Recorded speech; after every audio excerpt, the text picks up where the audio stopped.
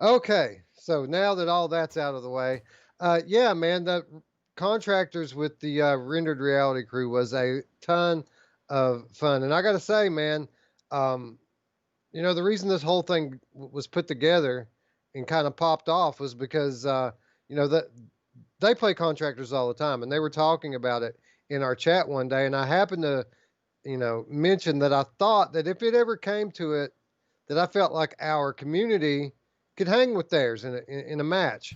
And we took it to the proving ground yesterday. And I got to say, man, I feel vindicated. I felt like we represented ourselves quite well. Yeah, especially since Mamefan wasn't supposed to be on their team. He went over there. He said he somehow he got disconnected. He came back in. He was on that team and he couldn't figure out how to switch back over. And he got stuck on there, and then he raped you guys for a while there. So it was a good thing for rendered reality. But no, man, I from what I saw, it was an amazing time. Now I did go back in last night with a bunch of people, VR Spry Guy, Overgs and stuff, and we've played for like 3. I told Jim Hall, I said, we're going to play for about 30 minutes and then we'll go in some Sea of Thieves. And then he couldn't do Sea of Thieves and I was in there for 4 hours. So it just kind of flew by. But yeah, this game is amazing, very fun. And I can't wait to be a part of the next Virtual Strangers versus Rendered Reality. So it'll be cool. Yeah, I have a feeling that this is going to be a regular thing. And what you said there was absolutely true. I don't know what the final match count ended up being. When I left, which was toward the end of the whole thing, we were down by 1 match. But like you said, Mamefan for the majority of the day was on their team, and he was just killing it. And even though I was the one dying, I kind of felt pride that one of our guys was over there doing so much damage for them. But yeah, I think it's going to be a regular thing. I I finally broke down and bought the game instead of using it through our sharing. Normally, I just use the shared copy from our shared library, but I went ahead and bought a copy of it, and everybody had such a blast yesterday. Uh, I'd like to go ahead and thank those guys. Rendered Reality, they, they went through the trouble of organizing everything. They set up the Google sign up thing, and Greg's VR and I think Tyler, those were the only guys that even bothered to like promote it or stream it or anything. So big thanks to them for making it happen. And yeah, I look forward to having Roots with me next time. I look forward to having Mamefan with me next time. And yeah, I think that it bodes well for our side going forward. Yeah, now Greg's VR does have a point. He says Zach Fontaine was a cheat code for Virtual Strangers. And even though he Well, didn't know the maps, I guess he did really phenomenally well, right? yeah, that guy was awesome. Big thanks for him to showing up and representing for the Virtual Strangers crew. Now, in all fairness, uh, Zach Fontaine, he signed up a few days prior to the game, and that wasn't what people were talking about leading into this match. Everybody was talking about Yo Speed. Oh, you guys better watch out. Yo Speed is like a cheat code for them.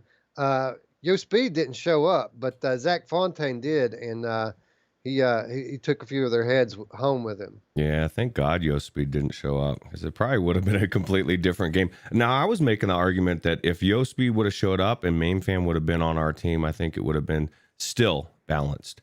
So it was good. Well, that's the beauty of a game like this, Roots. We're gonna find out, right? Yeah, we're gonna find out real soon by playing more contractors. Now it's only $10 right now. It's on sale still till the 27th. So I definitely recommend anybody on the fence pick this game up. In my opinion, it is the best shooter in virtual reality at the moment. Better than Onward, better than Pavlov, and it's the maps that make it. I mean, look at this, dude. Terminal. Who doesn't want to play Terminal? Yeah, dude, it was awesome. And I watched Greg's video, and they played a map after I left called Block, and that thing looks amazing. Yeah, I just played that last night. It was amazing. Well, how cool is this Greg's VR channel, man? He's got so many good videos out there. Again, if you haven't seen him, check it out, dude. He's got good content for sure. Yeah, anyway, Contractors free to play today, but also on sale for half off, $10. Worth it all day, especially with all this custom content and all these new maps. It really is. an awesome, awesome time. Uh, One thing that Contractors doesn't have though, and I'm feeling it today, Roots. Contractors has no crouch button. Mm. So if you want to keep your head down and hide, which being a low experienced player, a noob that I am, I found myself doing that quite a bit. You have to physically crouch, and my legs are a little sore today, Roots. I was just saying that last night. I really, and some people probably will defiantly argue with me, but I wish there was a prone button, because I don't want to lay down. That's a quite a bit to go from standing to laying down to standing back up as you're playing a game. I just want to be able to lay down prone and pick people off or whatever.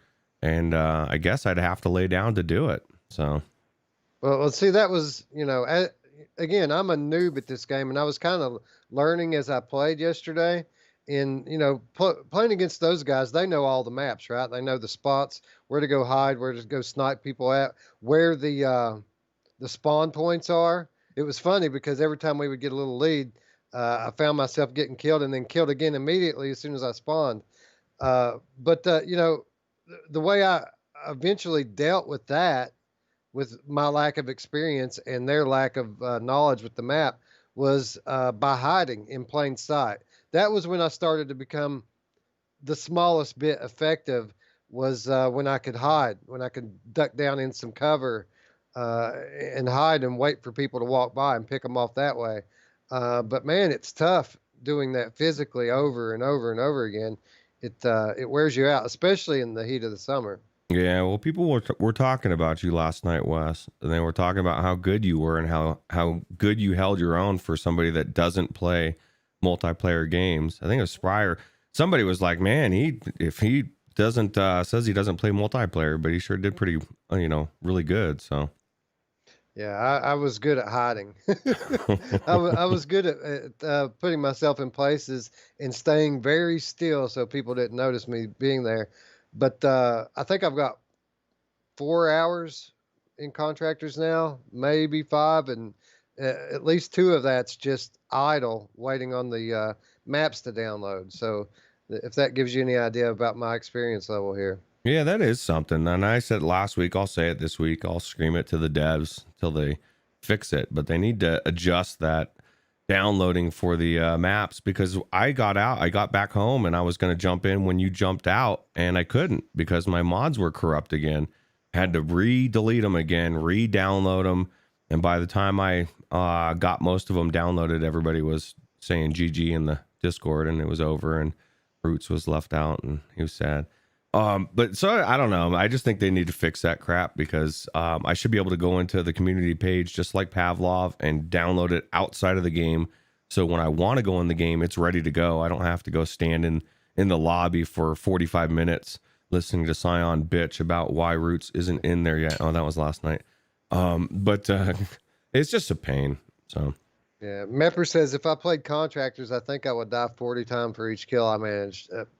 Mark, don't feel bad. That was very much the case with me. Like I really didn't stop being constantly killed until I figured out that I shouldn't move. I need to hide. I can't go because these guys that play every day. As soon as they see you, it's muscle memory with them. Headshot done. So yeah, I had to basically take the coward's way and hide. And I look forward to customizing my guns a little bit more and learning a little bit more about the maps. This thing's going to get fun if we keep it up and continue to play together. I think it's going to get really good. yeah, I agree full-heartedly. Yeah.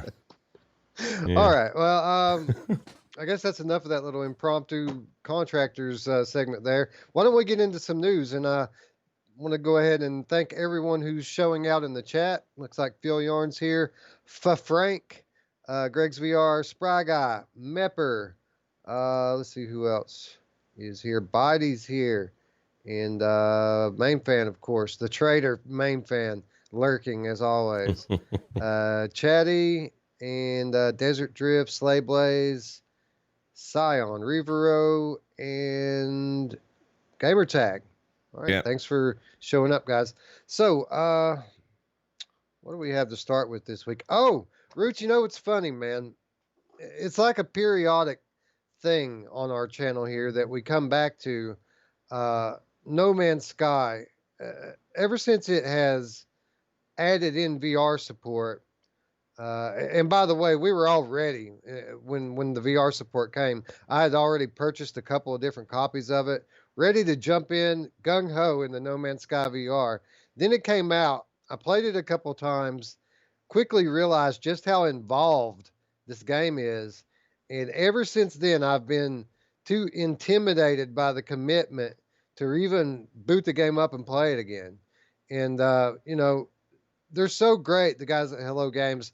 They're so great at supporting the game that we come back every month or two and talk about the latest update and ask the question, what's it going to take? What's it going to take for to actually entice us back into this game? And as much great work as they've done on it, they haven't been able to get me back in the game. But I'm having a feeling here, Roots, that this type of thing that they have just launched with the Desolation update might be just the hook to do just that, to get me to do what I haven't done in months, and that is go into No Man's Sky. Yeah, we keep talking about it. We keep saying, yeah, maybe this is what's going to pull us in. My thing is it just keeps getting more and more daunting. It gets the scope of this game gets bigger and bigger, and as it gets bigger and bigger, Roots get smaller and smaller. And then I think about all the time that you're talking about. Now, if I was able to go in with somebody else and they were like, okay, we're going in, and they're like, hey, Roots, this is where we go. And then I just go along and I do whatever we're supposed to do. I could see myself doing all sorts of stuff. It's just getting started, right? Getting into that mode where you actually are in there and you're working on it. But I don't know. I've built a ship and I took off from a planet, and that's it. And I haven't been back since, man. I need to go back. I'm sure if I got in there with you or some of the other guys from the Discord, that it would probably hook me fairly quickly. And especially now, this Desolation update is said to bring a touch of Dead Space style horror to the game. The Desolation update introduces derelict freighters to the game, and players can board these abandoned behemoths in search of supplies to salvage after getting the location information from scrap dealers. But the ships aren't left untouched. Along with lethal onboard defense mechanisms, on some ships, you'll also find these small bug-like aliens who are living in organic matter. Burst their homes and they'll scatter up the walls and along ceilings. So basically, it seems like they've taken. I mean, after all of the updates, we always say, you know, what's left? What's left that they could actually do? Well, Roots, it looks like they could turn No Man's Sky into a Alien Isolation style horror game if they want to. Yeah, it sure seems like it. So I guess you just stumble onto one of these big ships and go and explore and look for supplies and stuff. That sounds pretty cool. Yeah. You know, obviously the grinding is the biggest part of this game, and apparently, you know, there's going to be some risk reward involved with gathering these specific resources from these freighters. And it's great, Root. It's the type of thing that I love playing anyway. So maybe this is it. Maybe this is the carrot on the end of the string that actually gets me to pick this game back up and go into it. And, you know, the fact that it's co-op is just a cherry on top. Yeah, for sure. That's a good cherry on top for me, for sure. But yeah, I don't know. I think maybe we should go in and check this out, see what it's all about. And now, do we have to fly there? I guess that's the thing, Wes. We're not even at this thing. We got to go. I don't even know. Do you have a ship? Is your ship built? No, dude. No. I basically just did some basic, some of the beginning stuff. I put out like an hour into the game on PC, and then like the same hour on PlayStation VR, and then that was it. I haven't been back to it since. But people say that if you're going to play it, the best place to start is by tackling the campaign. I guess there's a story campaign associated with it. That's what Radio Runt tells me. Every time this game comes up in this respect, he says, do the campaign. It'll teach you everything. And I don't know why he's not somehow in there with me, showing me the ropes. But yeah, no, I think that's what we need to do. Do the campaign, work our way up, find this ship and roam around it, and then realize that we blew every other game off that we need to talk about because we were in No Man's Sky. So Well, that's the thing, right? If we were just, normal Joe gamer, it's no thing to pick up a game like this. But, so much stuff to play when you're running a channel like this. And not that that's a bad thing. We don't play anything that we don't want to play. Otherwise, you'd be hearing about Five Nights at Freddy's on our channel every day, like all of these other guys. But we play a lot we want to play. And but we generally can't let ourselves get bogged down on one game for too long, and I feel like that's kind of the reason why I avoid this one. But hey, they've added so much stuff to it. I feel like we could do a whole episode of the Monday show just on the updates to No Man's Sky. Yeah, what a success story this game is too for the developers, and we've said it before. It's just to go from where they went to where they're at now. It's just such an amazing game. Yeah, man, it's like this game has 9 lives, right? It just keeps improving. I mean, and we're talking about these content upgrades that they've made with this update, but that wasn't all, man. They've also given it a lighting. They've updated the lighting and improved the lighting effects as well as the blooms. The combat mechanics have been tweaked as well. And other VR specific upgrades were made as well. So it's not like they've just given us new content here. They're still improving the game from a technical standpoint. Cool. Optimization key. Absolutely. So yeah, I'm down. It's easy for me to say here and now, but I'm down to give this one a look if you want to, go in it and do some co-op time. I'll put the time in that's necessary to get us to that point, and then maybe we'll go in and start tackling some of the campaign together. And then one day, way down the road, we can talk about it on the Monday show. Yeah, and we'll find this thing a year from now, and there'll be like some other shit that we're supposed to be in. So, Greg's VR says Star Wars squadrons will basically be contractors in spaceships. That's true, except for one thing. Star Wars Squadron is going to have a single-player story-based campaign. Contractors does not have a campaign. That's weird, too. Wouldn't that be good? A nice Contractors co-op campaign? That'd be cool. Right. I guess I should say yeah, right? I mean, they could be adding it tomorrow for all I know. Yeah, they're doing a lot of work in those games, man. You can tell the good developers, man, that are just constantly working on their game and adding it to it, It's their resume. Why would you not continue to work on your game? I don't know. Yeah, man. Especially a game like that. People are just now starting to really get into VR. So it's not like flat gaming where your game's just going to be forgotten. I mean, like games like Fallout 4 VR and Skyrim are new to a lot of people because they're just now getting their headsets and getting into VR for the first time. Yeah, and I'll tell you what, I went into Fallout 4 VR last week just to check it out, and it ran really smooth, and it was just good, man. All the controllers are fixed, which I'm sure that was fixed a long time ago on the Rift, but it was a good experience.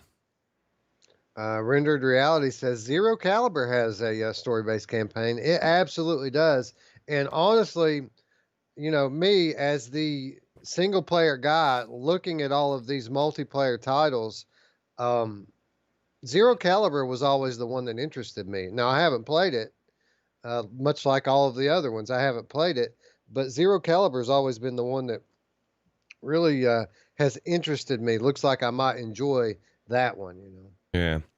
Well, Phil Yarn says the T16,000 is legit. I don't know what that is, Phil Yarn. Is that something new?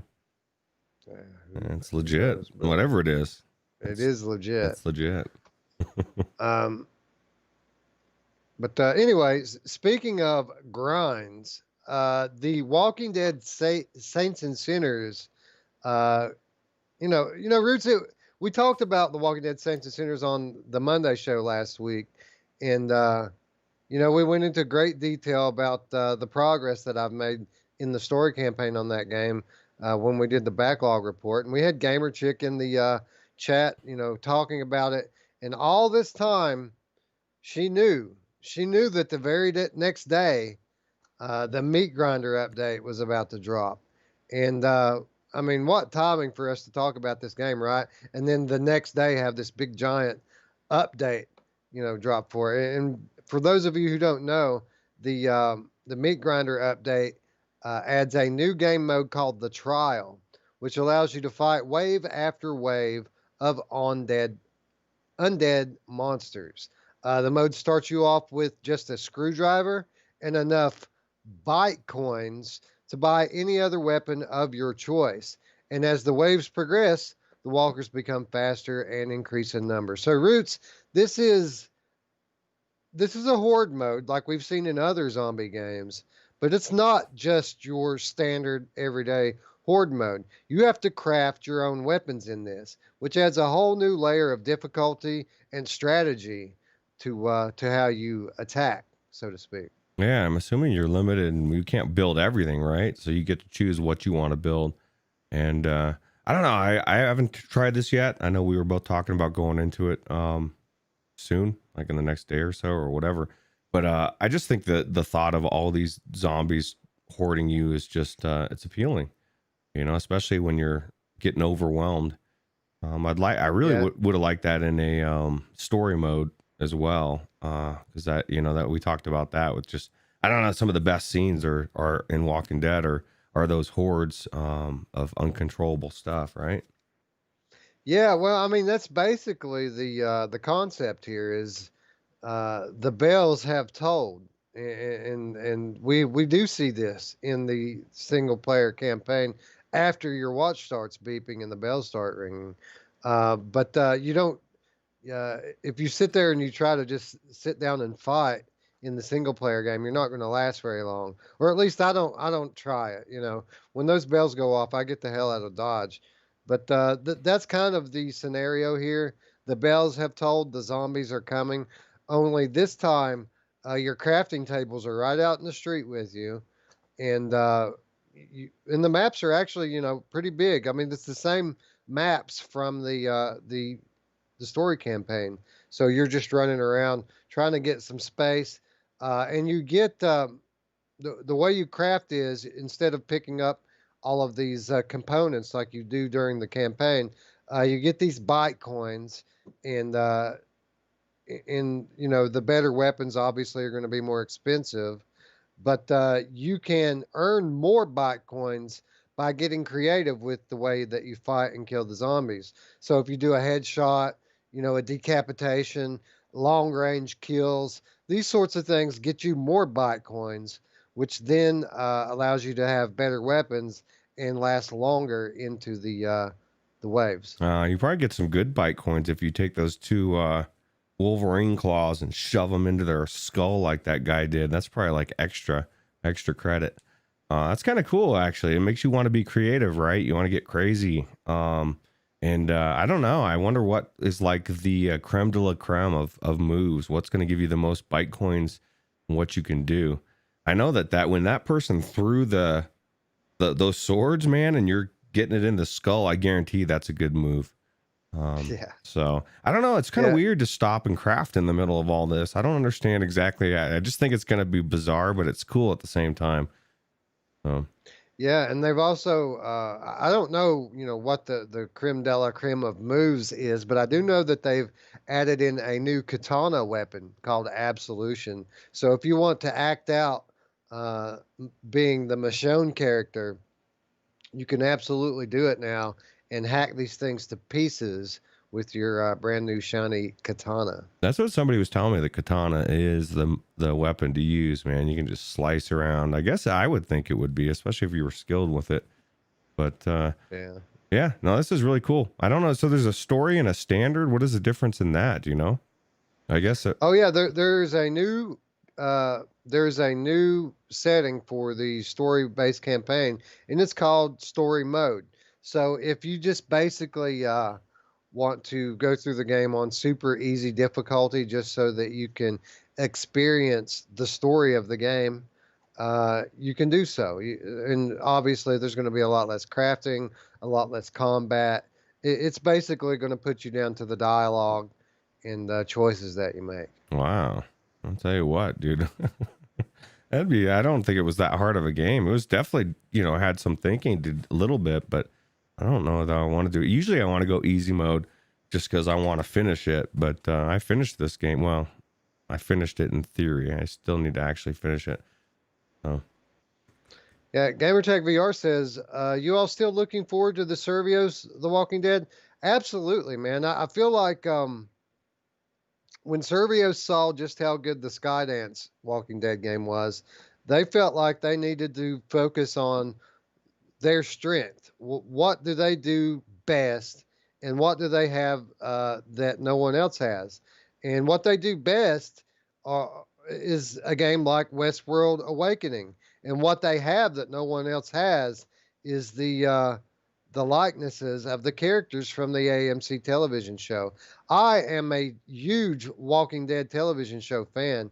So while I hate to see the co-op aspect go away, I feel like I'm looking forward to the game more now that I know what it is that they have decided, the direction that they decided to take it in.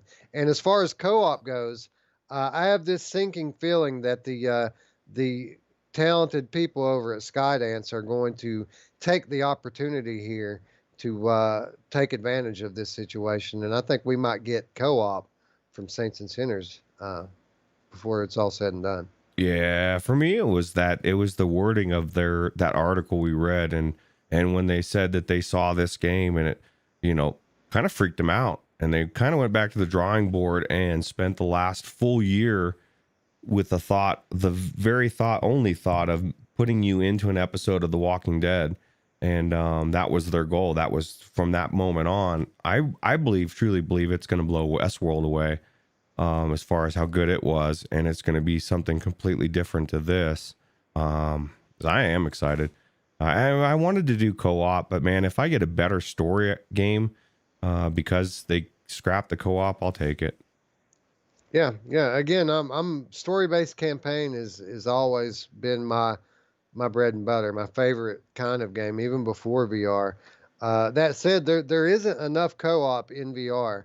But, if I had to pick, it sucks that I have to pick, but if I had to pick which version of the Servios game that I want, obviously I'm going to go with the one that has Norman Reedus in it, giving us a canon story from the beginning of season 9 of the television show. I'll take that 10 times out of 10.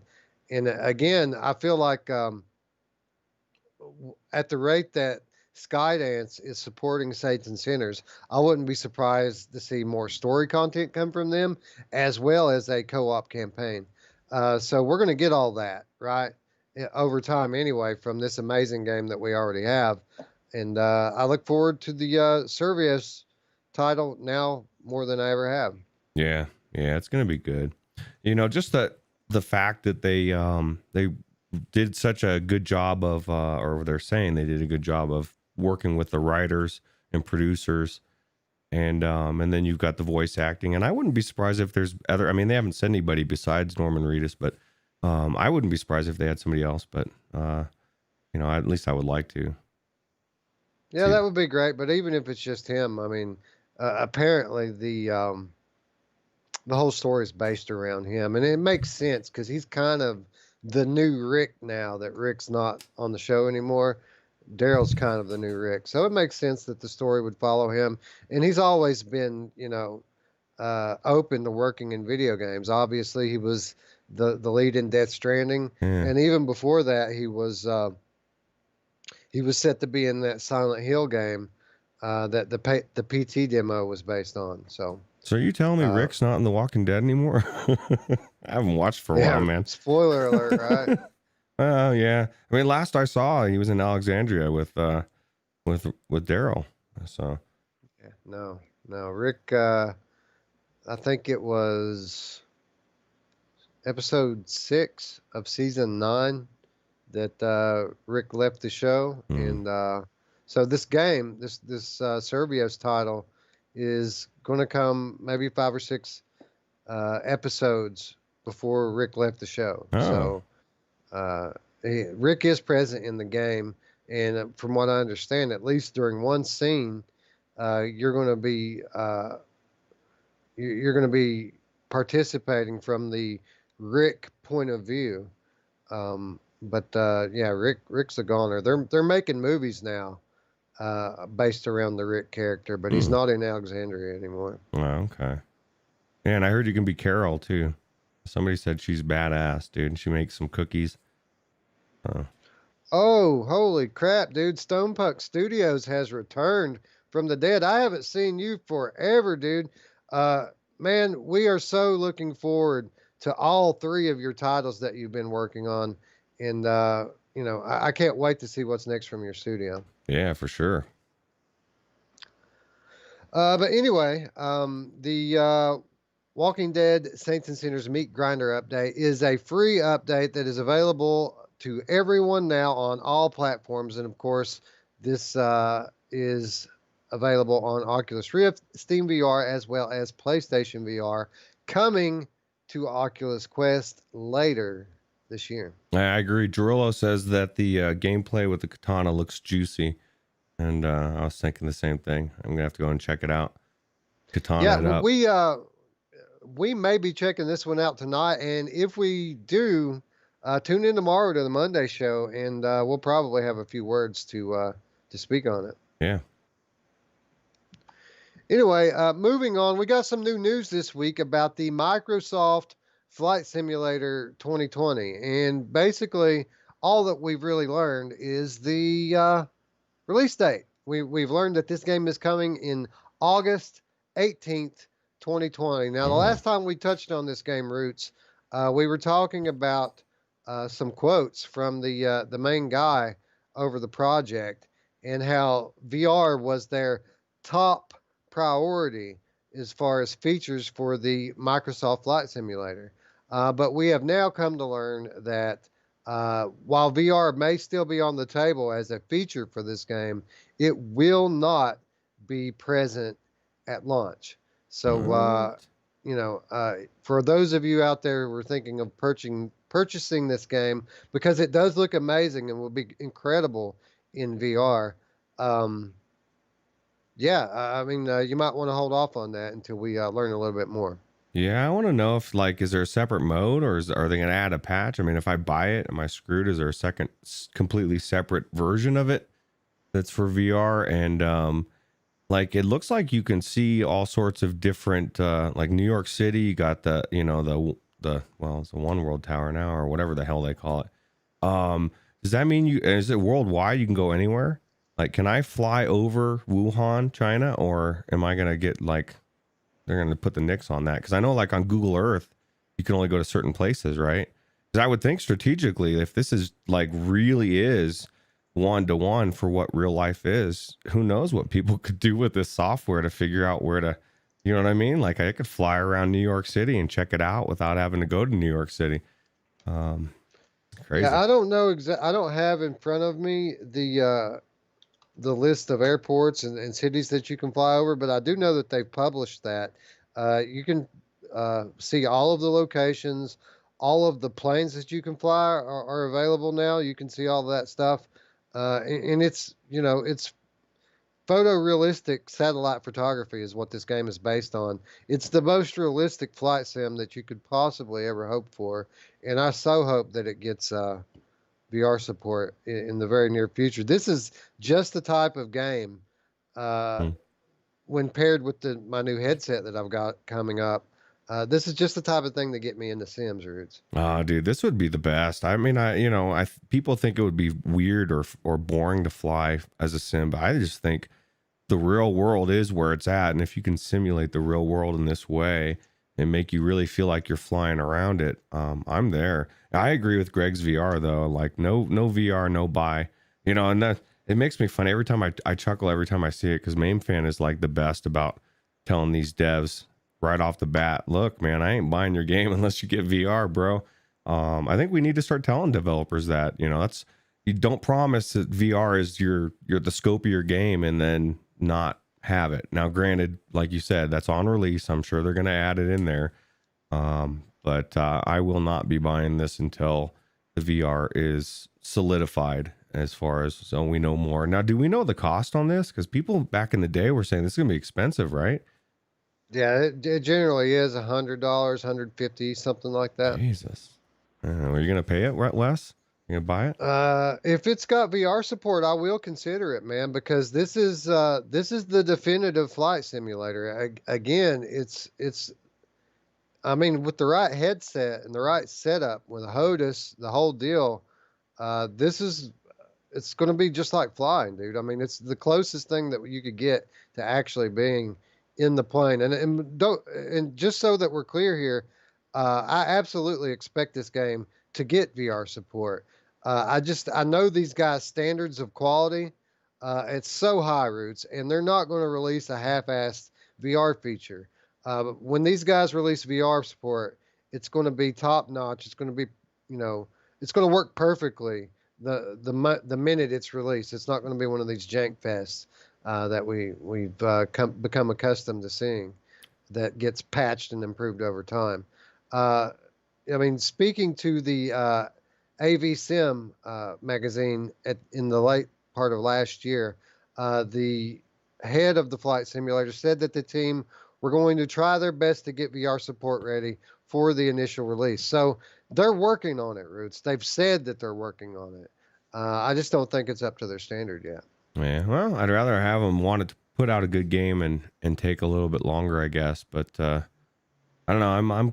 I am psyched about it. I think it'll be a good simulator, and as long as it's not too ridiculously priced. Now, Conrad Lawrence says $59. I don't know if that was just something he threw out there, if that's something he knows on the inside, but yeah, I don't know. I definitely think it would. Somebody was saying actually here, and this is a good point. Hard to Get said you can learn how to fly a real plane in your own house without even leaving your house.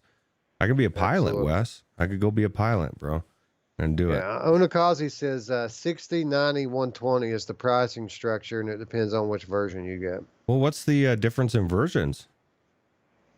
I don't know, man. I'm not that up on it. I remember we had one of the old versions, like back in like the early and mid 90s. Okay. And it was you know, it was such a train wreck back then, you know, the state of everything. It wasn't like a realistic simulation like you get today. It wasn't 4K. I'm sorry? It wasn't 4K. Yeah, 4K pixels maybe. Yeah. Total. But yeah, I never really have taken all that much interest in it. It's only now that the technology is getting good enough to turn my head. Derail says the collector's edition includes Epstein's Lolita Express plane, and you can go to the island. Yes, man. The plane. Yeah, no, that's a good one. Talk about Fantasy Island, right? yeah. But yeah, no, I don't know, man. I if it's got enough, I would be inclined maybe to buy the collector's edition. But I mean, it'd have to have something that's worth getting, because if I can play the main game for $60 and there's not much of a difference, I don't really care. If it's got special planes, you know, that's not really gonna do much for me. For me, it's gonna be the experience of literally flying over cities. And feeling like you're really there, getting to experience New York City or whatever city. I've never been to New York, and the way the world's going, I don't think I'm ever going, but it would be nice to fly over it, you know, and it's a lot safer. Yeah. They could, well, I mean, anything's possible. They could mod it so that you can create like fake passports, and then when you pilot the planes, you can fly them directly in the buildings. Yeah, let's hope not. VR Spry Guy, yeah, he says this is the second day in a row. He's right. We were talking about Fantasy Island last night. The plane. It's kind of weird, right? Man, I need to go. Oh, that is weird. Yeah, because I mean, were you? Because when we were in Contractors yesterday, We said the same thing. They're playing. Oh yeah, we did last night. So man, we must be jonesing for some Fantasy Island. It's been a couple Gamertech decades. says, or use Google Earth VR. Yeah, man, Google Earth VR is amazing, and I haven't even been into it for probably a year at least, and I bet it's even better now than it was when I was using it regularly. It's super cool. The only thing I don't like about Google Earth is some of the limitations of where you can go and node to node, you know.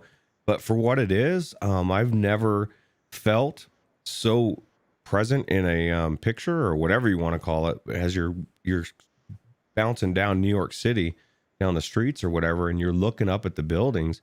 It really does give you a sense of being there. Or the Statue of Liberty. I've gone to a couple of different things. It is really cool. Onakazi says that the different planes aren't just skins, that each plane handles differently. So you're going to actually have a different experience flying plane to plane. Oh, that's cool. That's actually worth getting then, probably. Yeah, man. It sounds great. I mean, it really does. That coming from a guy who's never really been into this sort of thing before. But, you know, like I said, I've got this great new high-res headset on the way. And by the way, man, I can't wait to play that Star Wars game in that new headset. But you know, something like Microsoft Flight Sim 2020, whereas it would have never interested me before, the tech has finally gotten to the point where I could see myself buying a game like that. Yeah, I totally agree. This is completely 100% not on topic, but I just was seeing that I think Tyrell is saying that the new Rift is getting ready to drop or coming out soon. It was like the title was should you wait to buy a Rift? And I looked over at my Rift S that I just bought last week, and I was thinking, should I have waited? What do you think? Should I have waited? Do you think there's really a product right around the corner? Or I think that there's a product on the way within 6 to 9 months. Okay, so I don't think I should have waited then. The question is, do they stick with their initial time frame, or do they push it back to spring? That's really the question, because we know from the Bloomberg report that the next Oculus headset was slated to be released during the holiday season of this year. Now, we know now that it's gone into full production. Now, whether that means that they're going ahead with their initial plans to launch it this year, we don't know. I'm assuming that we're going to find out during OC7 which way they're going to go with it. But if we don't get it at OC7, if it don't just drop, or at least drop by November this year, it'll definitely it'll drop in April at the 2-year anniversary of Oculus Quest and Oculus Rift S. And that makes more sense to me. I think that that's the more likely scenario, that on the second birthday of Oculus Quest, that we get a refresh. Yeah, Phil Yarn says that he got his index, and now the Rift S is straight up trash. And I just think that's funny, dude. You got a good, you got the index, bro. So is it good? You're loving it, I guess. That's awesome, man. I'll tell you what. I wish I had the index for some Audica love. Because sometimes I out of the corner of my eye, I think I see something, and then it's too late. So, yeah, man. Phil Yarn with his trash talk, like his literal trash talk, right? Yeah, I love me some Phil Yarn. I just think it's good, man. You got yourself an index. That's awesome. It's yeah, good, man. Good headset. And he, how's that glare, Phil? Talking about trash. Well, and if you have Anthony's eyes, then you probably have some distortion too, or something going on, right? Anyway, yeah, you know, Rift S is an amazing device, and but that, you know, the sound. You want to talk about trash? There's your trash. Anyway, Rift S is an amazing device. I'm sure the Index is as well, and before we get an all-out war started here, I guess we probably better move on to the next topic, which is bad news, Roots. We learned this week that if you were hoping to play Cyan World's Firmament at its projected release date on Kickstarter, in other words, July 2020, The game isn't going to be available this month, Roots, What? and it has slightly been delayed.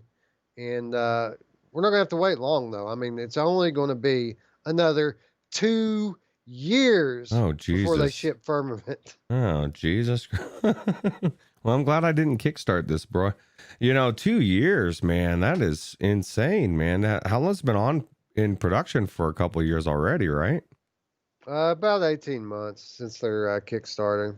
Yeah. Well, that's definitely missing the projection. I was gonna say, do you think it was the virus? But I don't think the virus can delay you 2 years, man. That's a long delay. Yeah, I know, like a 3 month. I've got to choose my words wisely here. I don't want to get us kicked off again. Yeah.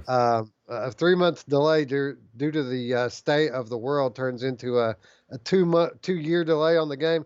Now that's not what happened here, Roots. Um, Basically, we know these guys and we know their level of detail in their work and their level of standards. And without reading, the updates that they've sent their Kickstarter backers, which I'm sure are available out there, I can tell you already. I know what the problem is here. That what they ended up with didn't live up to their standards, and they're deciding that they want to expand the game, not only make it a bigger game with more depth, but really polish it up.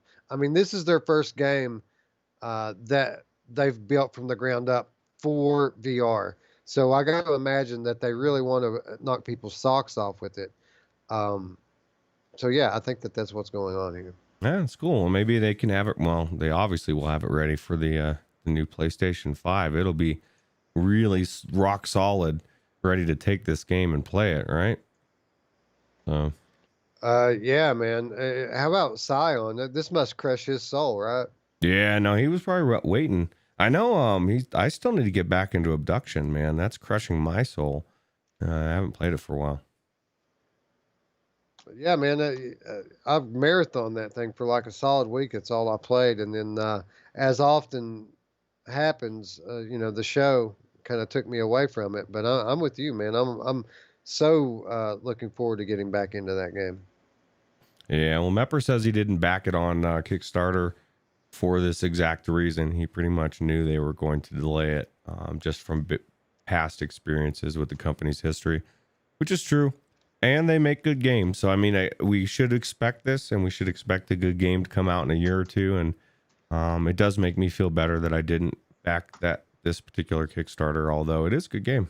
So, or will be. Yeah, yeah. I think it will. I think that this game is going to be what you would expect from these guys, right? That they have two branches of their studio. They have a development branch and they have a publishing branch.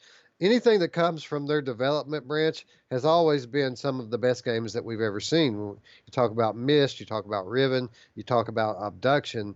These are the games that they develop, And I got to imagine with Firmament coming from these guys, built from the ground up for VR. I mean, you could see that even these early concept images, just beautiful and amazing, right? Yeah, it's going to be amazing. It makes me wonder if they're going to have a flat version as well for the flatties. Are they screwed? They haven't mentioned it, man. From what I can tell, this is just a VR game, and well, let me ask you, man. Let's pretend that we did back this Kickstarter, okay? A lot of people did. They raised like $1.5 million on Kickstarter for this game. It was no joke. Um, what would you be happy to know that you're getting a bigger game with more depth, but you have to wait 2 years for it, or would you rather just them come out and go ahead and have the game for us this year, but maybe not be the masterpiece that it could be? No, I can't mess with people's artistic stuff, man. Like, there's a reason why games take as long as they take, and if they're good. So I would never want to rush anything just to get a half-baked version of it. I would rather wait. I don't know.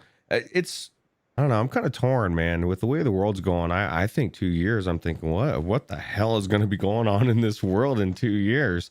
Everything's so uncertain. So I I'd rather have it sooner than later, but because I didn't even know, I didn't hear anything about this story. So when you said 2 years, I literally was thinking a couple months. 2 years. I was like, holy crap, dude, that's a long time. So I think it'll be a good break or a good amount of time, and the game will be better for it. So. Yeah, man. In 2 years' time, this world might look like a cyan game, right? Yeah, no, it sure will actually. I'm going to be living in my vault like what was that guy's name? He had in the abduction, the guy in the vault. CT or right? CT or something. Yes, something like that.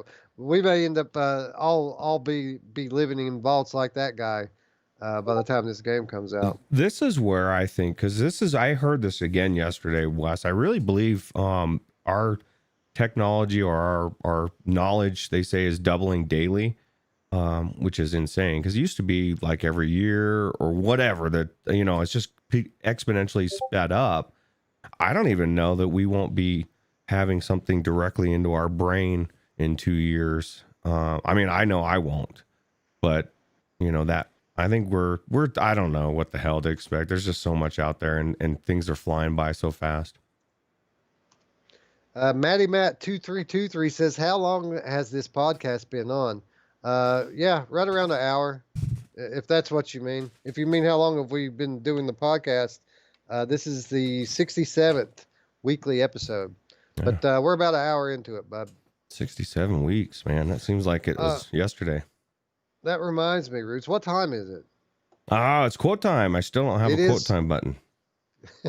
It is quote time. And, there's the quote time.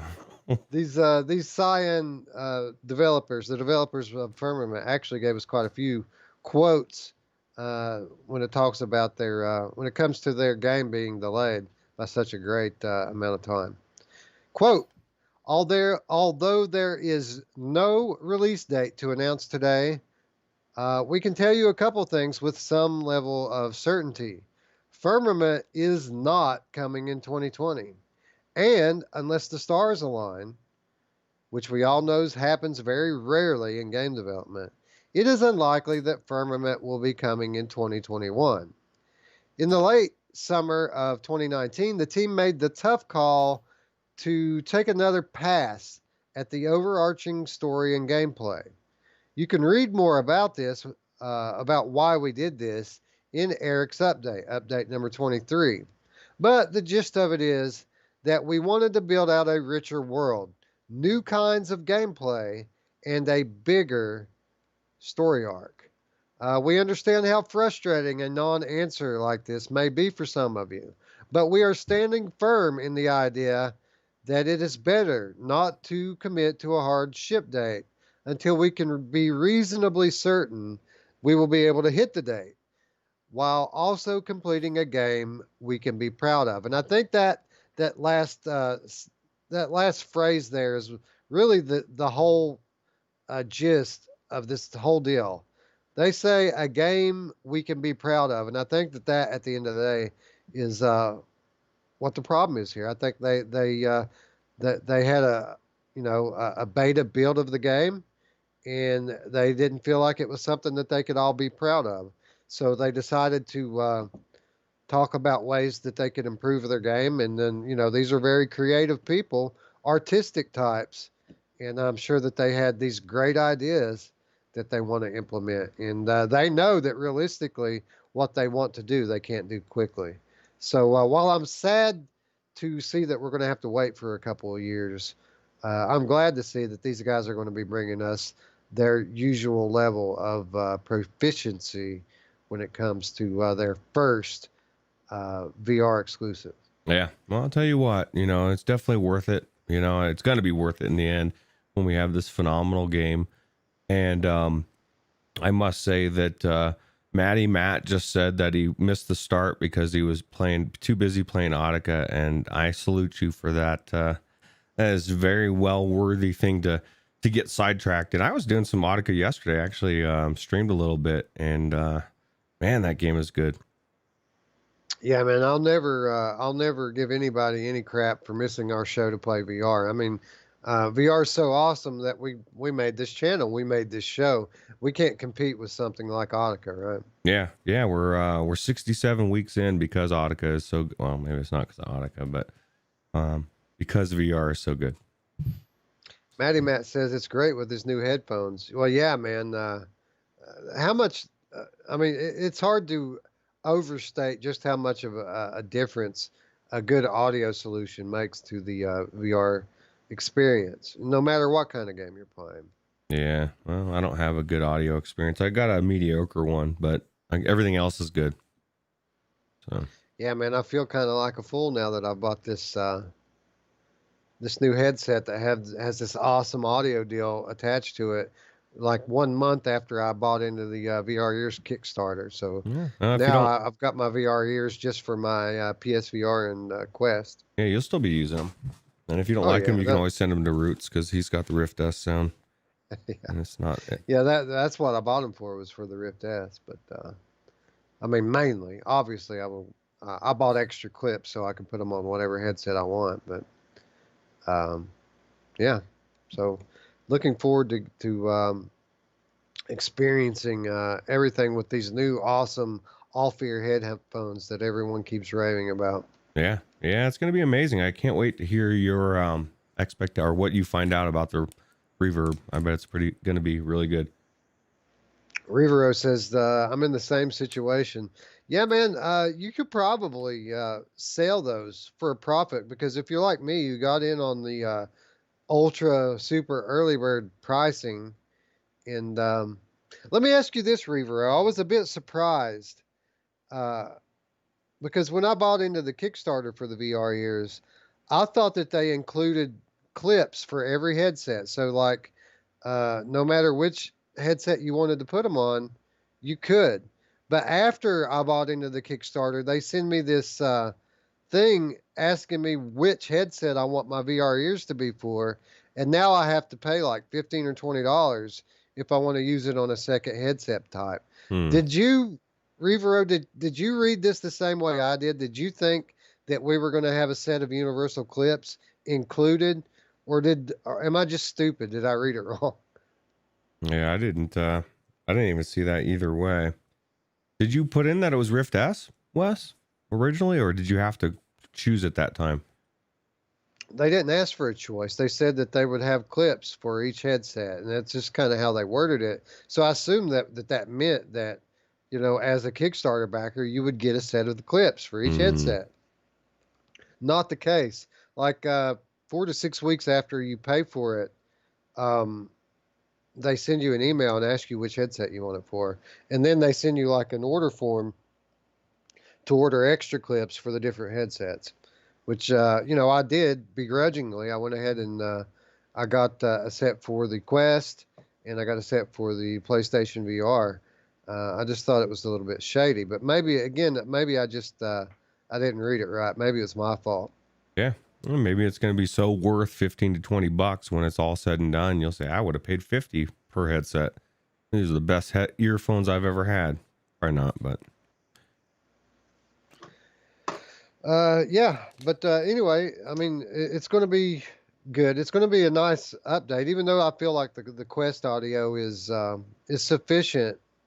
I want to know what this all-ear deal is like. People say it's a game changer, so I'll tell you what. To trying it out. The off-ear in general is a game changer, because there is something to, even on the Rift S or the Quest, there is something to be able to not feel them on your ears. Because, when I'm walking around in real life, I don't have headphones on my ears. So anything that can make you feel like your ears are open, and it really gets a lot hotter when you have headphones on versus open ears. So I think that alone as well has been a good thing for VR. So. Yeah, it'd be great to have those right now, right? With this searing heat. I don't know what it's like in Colorado, man, but it's been like 95 every day here in Kentucky. Yeah, it's been pretty damn hot, especially in this room. Yesterday was a very hot VR day. Every time I played VR, I was like, God damn, it's hot in here. Yeah, and with us going at it in contractors, that only intensified the heat factor. Yeah, pretty soon we'll be bitching about it being cold. So that's just the way people are, Anyway, Firmament, while much of Firmament's aesthetic is still in place, of course, the developer is now promising us a much deeper game. Of course, the only issue now is that we've gone from being in the latter stages of development back to being in the very early stages of development. So it's probably going to be a long while before we hear from Firmament again, but that's okay, Roots. I'm sure it's going to be a great game when it finally does happen. And, on a higher note, we got some good news this week, right? We finally learned when Paper Beast is going to release on PC. And, we knew it was coming up soon. We actually, unless I'm badly mistaken, Roots, didn't we break the news that this game was coming to PC? Because I don't think any other media sources picked up on it before we did. No, I don't think they did either. Yeah, it's a little bit ago, but Yeah. I'm kind of psyched to see what this whole game is going to be. Is that there's so much more to it than just the demo, and from what you said, I didn't even really see the beef of the demo. So, and I liked what I saw, and this looks really. There's so much craziness in this game, man. How come we didn't get to see any of this shit, dude? It's just pretty cool. Well, from what I understand, let me see, I took some notes on it. On down here, the PC version of the game is going to see some new features, including continuous movement support, upgraded visuals, gameplay tweaks, and expanded sandbox modes, more animals, more plants, more items. So this isn't just a straight port of the PSVR hit. This is actually an expanded version for PC. Oh, wow. Now there's a story mode to this, right? It said sandbox mode. Is there like, I don't know. I don't know what you're supposed to do outside of the sandbox mode. Just roam around. Well, they say that Paper Beast isn't a game in the traditional sense, but rather an immersive, interactive story told through the physics-based environment. Surreal creatures lumber around and go about their origami lives as you see the world unfold before you, presented in both a story mode and a sandbox mode for infinite exploration. It is story-based, Roots, but it's exploration story-based. Basically, you manipulate the creatures by manipulating the environments, and what you do will affect the direction of the story. Hard to get asked if they're doing a free locomotion. That's what you meant by continuous movement, right? I'm assuming. Yeah, I assume that's what it means. Obviously, I took these notes from an article, but it says continuous move support. Yeah, it sounds like I locomotion. assume that means free motion. Yeah, good. Well, they need it. Although I found out last week when my friend was here, I put him in Half-Life Alyx. And he's the one that bought my CV1, and he was telling me, he said he only played Beat Saber and Audica. He's had like 2 or 3 games. He's had like CV1 for like almost a year, dude. I was like, what? So I put him in Alyx, but he said he gets sick from anything, even car driving or whatever, and he's just talked himself into that he can't play these games. So I put it on teleport mode, and he played for like 2 hours, and he's like, wow, I didn't know that I was able to actually play games, So I don't know what he's been doing, Wes, for the last year. He's been like wasting the CV1, dude. Very sad. At least Audica was in there. Yeah. And I think he'll come to realize that,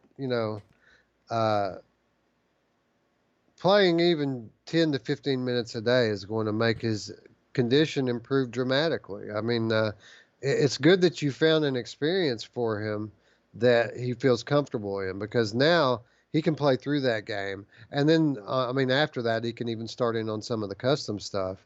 And just doing that a little bit every day, he's going to find that he's able to actually experience some of these other things that he wasn't able to enjoy before. I would be really sad, Wes, if I got sick, because I go into everything, and spin around Minecraft, whatever. And Minecraft is really weird if you get sick. I just don't know. It would suck. Let's just put it that way. Yeah, but I feel like Paper Beast is probably the type of game that he would. I don't know if he would enjoy it or not, but I feel like he'd be able to stomach it. It's slow paced enough. There's enough different options, and it's going to run well. This developer is this is from Pixel Reef, and for those of you who don't know, Pixel Reef is the studio founded by Eric Shahi, which of course was the developer behind Another World, Heart of Darkness, From Dust. I mean, this is a someone whose reputation precedes them, right? And again, like Cyan that we were just talking about, someone who has a certain standard of quality to their work. So I got to imagine that this thing's going to run butter smooth on PC. There's going to be a ton of different options with movement and everything else. So maybe I mean, it's going to be on Viport, right? Yeah. Maybe you suggest this to your friend, and it'll be another title he can enjoy. Oh, he's got I mean, he's only got 2 games, I just I don't think there's anybody who was that was in Anthony's chat. Was that Shish Turtle or whatever, or somebody that like always only had a couple games, and that always blows me away, man. I'm like, I can't stop myself from buying the games, right. Wes. Like I couldn't stop at 2. I got to have like 200. So.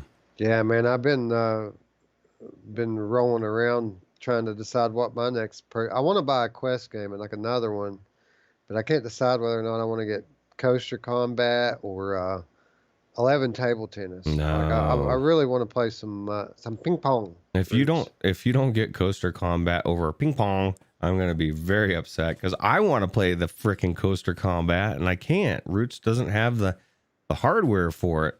They need to. I mean, what? That's like 101, dude. We want to ride roller coasters and we want to shoot shit. Let's do it.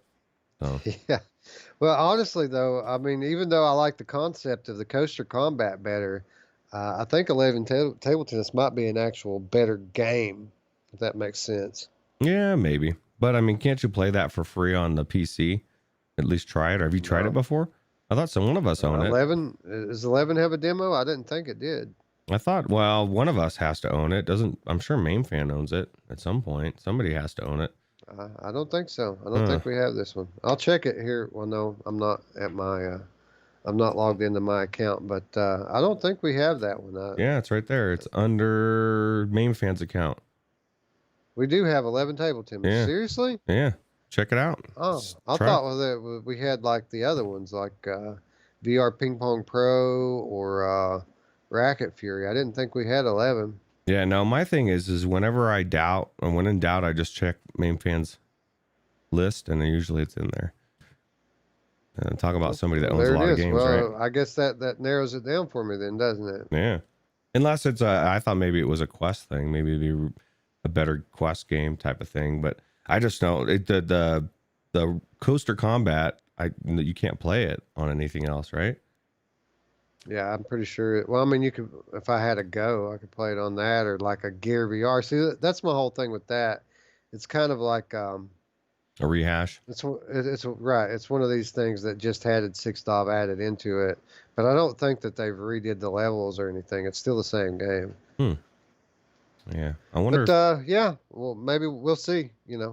Oculus did just give me a $10 credit, and that's I think a $10 game. So nice. There we go. But Paper Beast is coming, as I mentioned, the Viport, but it's also coming to Steam and the Oculus Store July 24th, 2020. So just a few days. What is that, Thursday? Friday?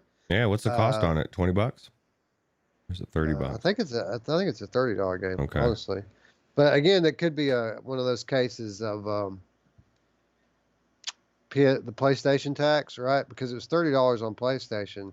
It might be $25 on PC. Okay. Or free on Viveport. Exactly. And Drillo just said that he still hasn't picked up Wizards Dark Times. I wouldn't doubt that game shows up on Viveport very soon. I know the original Wizards was on there. So he might just want to hang out for a minute and wait and see. That was a good game. I showed that to my nephew, and that's what he talks about coming back and playing. So... Phil Yarn says the tennis game on Viveport is amazing. I think it's first-person tennis. I know that they have. Oh, you're talking about actual tennis, not table tennis. Yeah, I don't know. I'm not sure what game you're talking about there. Anyway, at Viveport just keeps getting better, and we're going to talk a little bit more about that as we move on to our free stuff and killer deals a little bit later. But first, Roots, I want to talk about Pixel Ripped 1995. It was just a few weeks ago that it was revealed Pixel Ripped 1995 is going to see a super special content update coming sometime this year. I did not report on that news at the time that it dropped because there was very little to go on. It was so vague. It was coming from Ana Ribeiro's Twitter account, and it really didn't say much about what kind of content was coming. So I didn't mention anything about it at the time. Well, now we've learned a little bit more. We were teased at the time with the addition of a sweet new comic book that can be found inside the game after the update. But now we also know that the, quote, new challenge update will add a bunch of new content to this retro-inspired action-adventure VR title. The update is said to include new modes, improvements that they have yet to reveal. There's also going to be unlockable suits for the lead character Dot. So we still a lot up in the air with this update, Roots. We still don't really know the full extent of it, but it's called the Ultimate Challenge Update, and they're promising us new game content. Already this game is a great game, a must-own for anyone who is from our generation. So the fact that they're supporting it with this kind of post-launch content, I think is commendable, and I think it's something to be excited about. Do you get to actually look through that comic book, or do you know? That'd be kind of cool. I don't know. I got to imagine so, right? I mean, it'd be kind of weird if they just would publicize that they're putting this comic book into their game, and then you can't flip through the pages. You know? I heard a rumor that the Virtual Strangers were in that comic book. Now, granted, that was just the rumor just got started from my mouth, but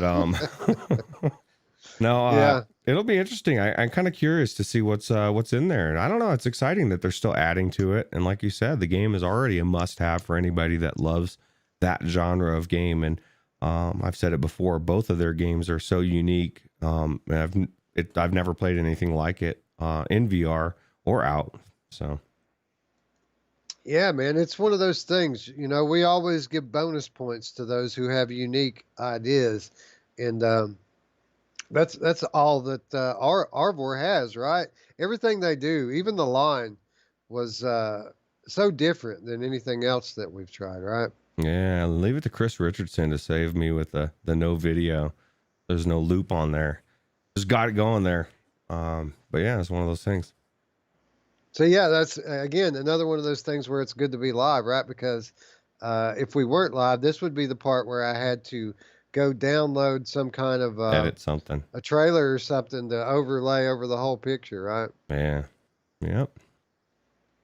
But no, dude, I love this game, and it's one of those on that list, right? I talked last week about my list of games that I've almost finished. Games like Half-Life Alyx, which I did just finish, and then The Walking Dead Saints and Sinners. There's a ton of these games, Stormland, that I've got progress in that I need to go back in. This is one of those games. But man, I really enjoyed my time in this game, and I feel like it's way better even than the first installment. Yeah, it's definitely got a lot more different types of gaming. And obviously I like more graphics. We stepped up in the graphics as far as the gaming time periods. So right, and it makes you wonder where they're going to go next, right? I mean, if this was the N64 era, they got to be going PS1 next, right? Yeah, it makes you wonder what year. You had 89, 95, and then now what? 2000, 2001. Well, I think they need to slow down, honestly, because they're going to run out of. I mean, they said they previously said that they're planning on doing a new title every year. Oh, wow. If they're going to do that, they need to slow down. 1996. There's plenty. Well, I guess they don't have to go linear, chronologically, right? They could jump backward if they wanted to. Yeah, true. Yeah. Do Pixel Rip 1981 and do like some Atari stuff. Yeah, I don't know. It'd be interesting to see how they did that. Yeah. But anyway, the prospect of getting new content in this game, I mean, it's already a masterpiece of a game. For those of you out there who are new to VR or don't have this game yet, again, if you're from our generation and you have these retro nostalgia feelings like we have, it's a no-brainer. But even if you're not, I mean, the gameplay is just fun anyway, right? Yeah. What if they had a 2020 Pixel Ripped and like everyone ran around with masks on their face? That would be cool. Although I'm getting tired of seeing people with masks. I'm just over it.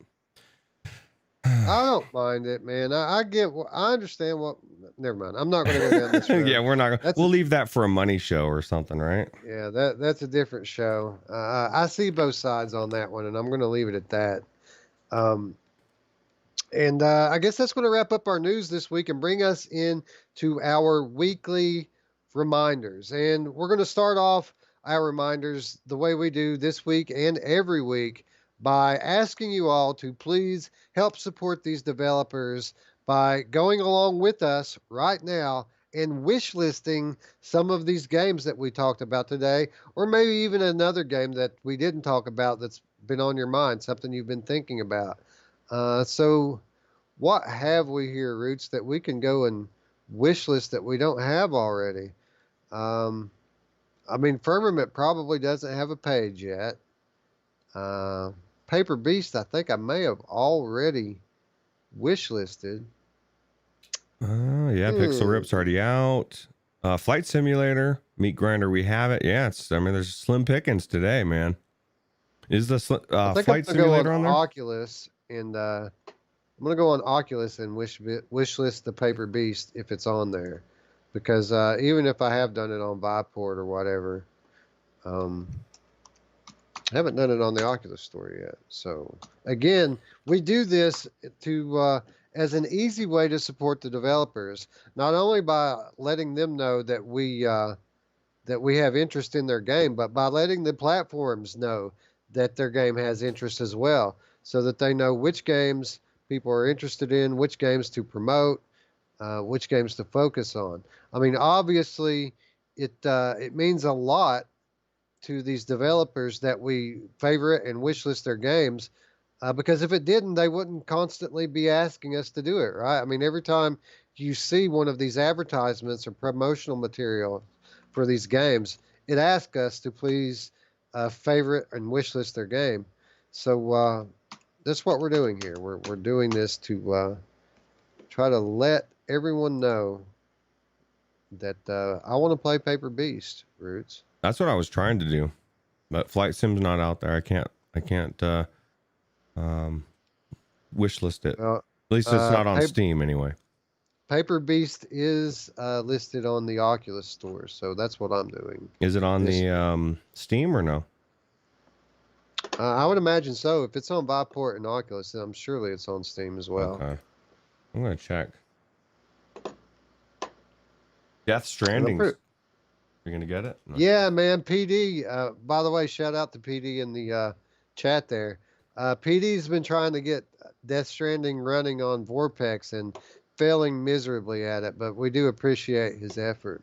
Well, I'll tell you what, man. I still I question PD. I question your Vorpex of Sea of Thieves, and only in the sense that I can't duplicate it. So I need you to help me with the whatever your settings are, because I tried it. Now, of course, you have to have it on Steam to do it, to be able to hook it. But I'd love to play that game. As a matter of fact, I got a verbal confirmation yesterday, Wes, from Scion.